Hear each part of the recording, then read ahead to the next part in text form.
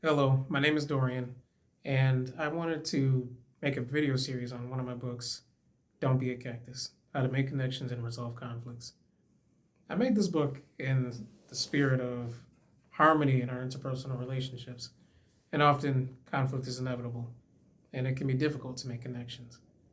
And so I compiled a series of topics, one being what's on this topic today, adaptation.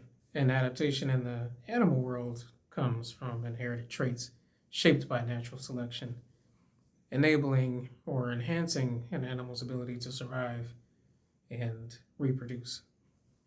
Just like animals, as humans aren't too different. As humans, we deal with danger, reproduction, death, and learning new experiences consistently. And now we can't necessarily camouflage our skin. We don't grow claws, and we don't have wings to fly, although we have our brain. When we learn new things and internalize them, we're better able to behave in ways that allow us to better accommodate the issues we run into when it comes to conflict management or making connections for others. And this is the heart and soul of adaptation.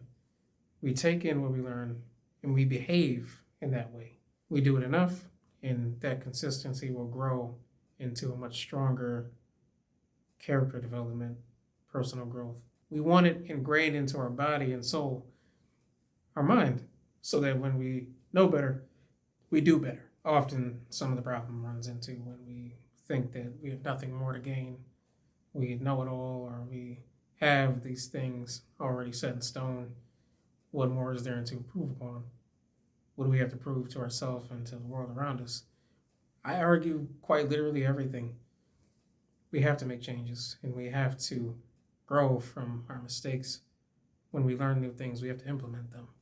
There are a few important tips to keep in mind when undergoing adaptation. We have to learn, but we have to be conscious of who we are learning from.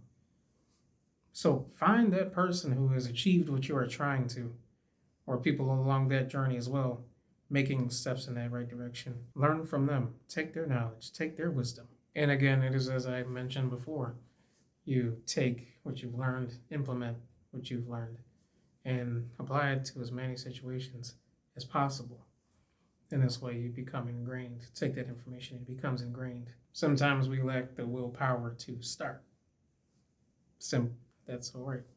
Although we can find that motivation to do better for ourselves and for the people around us, we have to find that strong desire to achieve and start working on becoming better for our people, for our loved ones, friends, community.